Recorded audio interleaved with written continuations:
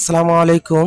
এই ভিডিওটা তাদের জন্য, আমার এই কথাগুলো তাদের জন্য যাদের বুদ্ধিমত্তা আছে, যাদের বোধগম্য আছে, যারা বুদ্ধিমান।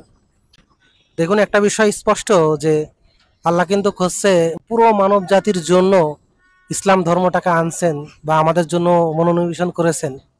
কিন্তু কোরআনের ভিতরে একটা কথা কিন্তু তিনি বারবার বলেছেন যে বুদ্ধিমানরা ইমানদার হবে, সত্য বুঝতে পারবে বা হকটা চিনতে পারবে। এই ব্যাপারগুলো কিন্তু স্পষ্ট বলা হচ্ছে। ঢাকাতে আসছিলাম একটু ভিন্ন কাজে। তো যখন দেখতে পারলাম যে 19 তারিখে সমাবেশ হচ্ছে, তখন আমি আমার কাজ শেষ করলাম সকালবেলা। এখন বাজে অলমোস্ট বিকাল 4টা 6 বেজে গেছে, বলা যায় বিকাল। মাথায় হঠাৎ করে আসে যে আমি একটু সেখানে যাই, যে বর্তমানে যে দেশের কি অবস্থা এই ব্যাপারটা আমি আহ, এক মানে স্পষ্ট হই, একটা ইচ্ছা জাগলো। তো আমি চলে গেলাম জায়গা মতো। অধিকাংশ মানুষ যে কতটা বোকা নির্বোধ দেখলে পারে আমার খুব অবাক লাগে। এই জন্য কোরআনে কারিমে একটা কথা আছে যে অধিকাংশ মানুষ পথভ্রষ্ট হবে, ভুল বুঝবে, ভুল পথে পরিচালিত হবে। এই কথাটা কেন বলেছে? আমরা জনসংখ্যা বৃদ্ধি এবং অধিক সংখ্যক মাথা দেখলে আমরা মনে করি সেটাই হয়তো সঠিক। হ্যাঁ, তো এই মতের উপর বিশ্বাসে এক সময় আমিও ছিলাম। যদি কিনা আমাদের একজন শায়েখ আছেন যার কাছে আমি পড়াশোনা করি, যার কাছে আমি কিছুটা শিক্ষা গ্রহণ করার চেষ্টা করি, শেখ আবদুল্লাহ আল মনির, আল্লাহ তালা তাকে ভালো করুক। বাংলাদেশে বর্তমান যা অবস্থা তা আমি স্পষ্ট হওয়ার পরে খুব অবাক হচ্ছি। আপনারা সতর্ক থাকবেন। প্রথম কথা হচ্ছে যে বাংলাদেশের মধ্যে এই মুহূর্তে একজন চাই, আপনারা যারা বুদ্ধিমান মানুষ তারা বুঝে নেবেন, তার অধীনে থেকে দেশটা পরিচালনা হচ্ছে। এবং অচিরেই, আপনারা আমার কথা শুনে মিলিয়ে নেবেন, এটা কিন্তু ফাইনাল ডিসিশন হয়ে গিয়েছে। ফাইনাল ডিসিশন হয়ে গেছে কিন্তু এটা কোনো আমি আমার মুখের কথা বা মন উদ্ধৃতি কথা না। আমি যেই জায়গা থেকে ইনফরমেশন পেয়েছি এর থেকে নির্ভরযোগ্য ইনফরমেশন আমার জানা মতে হয় না। এনসিপি বা বর্তমান যে যে ছাত্র সমাজ, যেটা প্রাথমিক পর্যায়ে আলোচনায় কিন্তু এই তিনটা দলেই বেশিরভাগ বর্তমান বাংলাদেশে বলা যায়। অচিরেই আচ্ছা আপনি এনসিপি বা ছাত্র সমাজ এবং জামাত ইসলামের হাত ধরে নিঃসন্দেহে ক্ষমতায় এরাই আসতেছে, এটা সুনিশ্চিত হয়ে গেছে, প্রথম কথা। এরপর দ্বিতীয় কথা হচ্ছে যে তারা 1-2 বছর পর বেশি মানে এটা একটা জাস্ট একটা সমীক্ষা, মানে একটা আইডিয়া করা হচ্ছে। কিন্তু যারা সিদ্ধান্ত নিয়েছে তাদেরই আইডিয়া যে জামাত ইসলাম বা এনসিপি যারা আসবে আগামীতে সামনে ক্ষমতায়, তারা 2 থেকে 2.5 বছর বেশি টিকবে না, এটা তারা শিওর। এবং তারা সেভাবে প্ল্যান করেছে। কারণ বর্তমানের ভিতরে একজন, সে তার ব্যাপার স্যাপারগুলো গুছাচ্ছে। তো এনসিপি জামাত যখন আসবে দেশের ভিতরে ক্ষমতায়, তখন সে তাকে গুছিয়ে নেবে, গুছিয়ে শেষ নিরাপদে। এবং তার অর্থনৈতিক ব্যবস্থা আছে বিশাল, সে চাইলেই বাংলাদেশ থেকে চলে যেতে পারে না তার অর্থনৈতিক ব্যবস্থা থুয়ে। এই জন্য সে সেটাকে গুছিয়ে সে ওই 2 থেকে 2.5 বছর বা 1.5 বছরের ভিতর সে তাকে গুছিয়ে সে সরে যাবে। কিন্তু তারপরে কি হবে?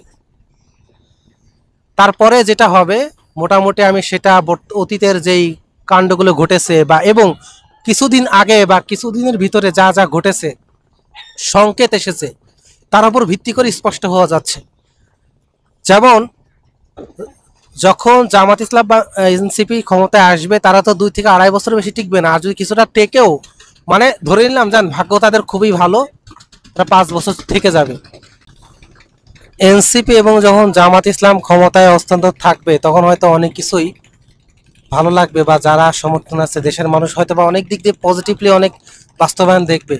আমি বরঞ্চ এইটুকু বলতে চাই, যারা কিনা আল্লাহকে ভালোবাসে তারা আসলে আল্লাহকে ভালোবাসুক, এটা আমি চাই। আর দ্বিতীয়ত, তারা আসলেই দিনের আল্লাহর জন্য কাজ করুক, এটাও আমি চাই। আর দ্বিতীয়ত, আমার এই কথাগুলোর বলার উদ্দেশ্য হচ্ছে এটাই, যারা ভালো কাজ করার চেষ্টা করতেছে, যা বুদ্ধিমান, ওই যে কোরআনের ভাষ্য মতে যারা বুদ্ধিমান তারা হচ্ছে বুঝবে, তাদের জন্য আমার এই কথাগুলো। এনসিপি এবং জামাত ইসলাম ক্ষমতা আসার পরেই একজন ব্যক্তি হারিয়ে যাবে, সেটা আপনারা সময় সাপেক্ষে জানতে পারবেন। সে এমনভাবে হারিয়ে যাবে, ম্যাক্সিমাম ক্ষেত্রে ধরতে পারবেন না কেউ, এটা স্বাভাবিক। কারণ বলি, এখানে স্পষ্ট বিষয় আছে। স্পষ্ট বিষয়টা কি? যেই লোক গরিব লোকের কাছ থেকে টাকা উসুল করে নিতে পারে, তার কাছে বাংলাদেশ, আমি মনে করি যে বর্তমান সে যে পজিশনে বসে আছে এটা একেবারে মানে ধুলার মতো একটা ব্যাপার তার কাছে। আর স্পষ্ট বিষয় হচ্ছে এটা যে বর্তমান যেই আকারে যে লেভেল পর্যায়ে চলে গেছে, আপনি চিন্তা করুন বিএনপি থেকে বা যে রকম পরিমাণের হচ্ছে জামাত ইসলামের প্রতি ঈর্ষান্বিত বা ক্ষোভ প্রকাশ করা হচ্ছে, এই সেক্টরটা এই সিমিলার পয়েন্ট কিন্তু হচ্ছে আওয়ামী লীগের ভিতরে ছিল, আওয়ামী লীগের ভিতরে ছিল। ইভেন জামাত ইসলামের যে ভুল ত্রুটি আছে তা তো আছেই, বা এনসিপির যে ভুল ত্রুটিগুলো আছে সেগুলো তো আছেই, বিএনপির যে ভুল ত্রুটিগুলো আছে সেগুলো তো আছেই, কিন্তু এর ভিতরে হচ্ছে সব থেকে ভয়ানক যে ব্যাপারটা আমার হচ্ছে সেইটার বিষয় নিয়ে আলোচনা। কিন্তু আমি এইটুকু বলতে চাই ভাই, আপনারা যারা মনে করতেছেন যে হচ্ছে এই 16 বছর ছিল থেকে এখন আর তারা কখন আসতে পারবে না, ভাই আগামী 6 বছরের ভিতরে তারা আসবে, বিলিভ করেন ভাই। আপনি জানি, আপনি বুঝবেন এই সিচুয়েশনে বর্তমান যা পরিবেশ চলতেছে, পরিস্থিতি চলতেছে, এই পরিস্থিতিতে আপনি যা দেখতেছেন তা কখনো ভবিষ্যতের জন্য একদম তার উল্টো। কারণ আপনাকে যদি দেখতে হয়, বুঝতে হয়, একটু উপরে উঠে দেখতে হবে, ওই ভিতরে ঢুকে অনেক কিছু বুঝতে পারবেন না, ভিতরে সব কিছু বুঝতে পারবেন না। এক্সাম্পল, আপনি যখন আকাশে কোনো কিছু ড্রোন টোন উড়াবেন বা কোনো একটা ক্যামেরা নিয়ে যাবেন, সেখান থেকে যেই একটা ব্যাপার দেখায় বাস্তব দুনিয়াটা কি, বাস্তব শহরটা দেখতে কেমন, সেটা যেটা বুঝতে পারবেন, আপনি ওই শহরে গলিগুলিতে ঘুরে ওই রকম বুঝতে আপনার ভিতরে আসবে না ভাই, আসবে না। আর যদি আসে অনেক পরে আসবে, অনেক পরে। তো আমি আর ওদিকে যাচ্ছি না। তো আগামীতে এনসিপি জামায়াত ক্ষমতা আসতেছে, এটা কোনো সন্দেহ নেই, এটা পরিকল্পিত হয়ে আসছে, হবে। আচ্ছা আসুক, ভালো কথা। এরপরে তারা হচ্ছে তাদেরকে টেনে ক্ষমতা থেকে নামানো হবে, এতে কোনো সন্দেহ নেই, তারা নামতে বাধ্য থাকবে, বিভিন্ন সিচুয়েশন তৈরি হবে ভাই। এরপরে এই ইন্ডিয়ার রেন্ডিয়া মার্কা যে রেন্ডিয়া যে কান্ট্রিটা আছে আমাদের প্রতিবেশী, এ কিন্তু ভেবে চিন্তে বুঝবেন, এর অনুসারী যারা আছে এরা কিন্তু মসজিদে যারা নামাজ পড়ে তাদেরকে পর্যন্ত ধরে ধরে মারবে, এরকম একটা অবস্থা হবে। এমনকি মানুষ মসজিদেই যাবে না, এমনকি মসজিদে যেতে গেলেও তারা ভয় পাবে। পরিবেশ এমন এত মানে ভয়ানক হবে, চিন্তাই করতে পারবেন না আপনারা। আমরা বাংলাদেশের জনগণ সব থেকে বেশি খারাপ। এর কারণ কি জানেন? আমরা যখনই কিছু একটা মানে সামনে দেখি সেটা বোধহয় আবেগপ্রুত হয়ে যায়, এরপরে মনে করেন সেটাকেই মনে করেন পিছু ছুটে পাই। এর ভবিষ্যৎ কি, এর বর্তমান কি, এর বাস্তবিকতা কি, এর বোধগম্য জ্ঞানসম্মত কি ব্যাপারটা, এই জিনিসটা আমরা চিন্তাই করি না। আমরা জাস্ট ভাষণদারীদের ভাষণ শুনি, আর ভালো লেগে গেলে পরে তাদের পক্ষে নিজের থেকে কথাগুলো আমরা সাজিয়ে আমরা জোর খাটিয়ে বলি না এটাই সঠিক। কিন্তু বাস্তবতা তো আপনার সঠিক বলাতে বা আমার বলাতে, এটা বাস্তবতা তো সেই অনুযায়ী চলবে না। বাস্তবতা কেমন হবে এটা জ্ঞানী লোকরা যারা আছে তারা বুঝবে। কিন্তু এই টালমাটাল পরিবেশে আপনি চিন্তা করেন, একটা এক্সাম্পল আমি দিই, ধরেন এই যে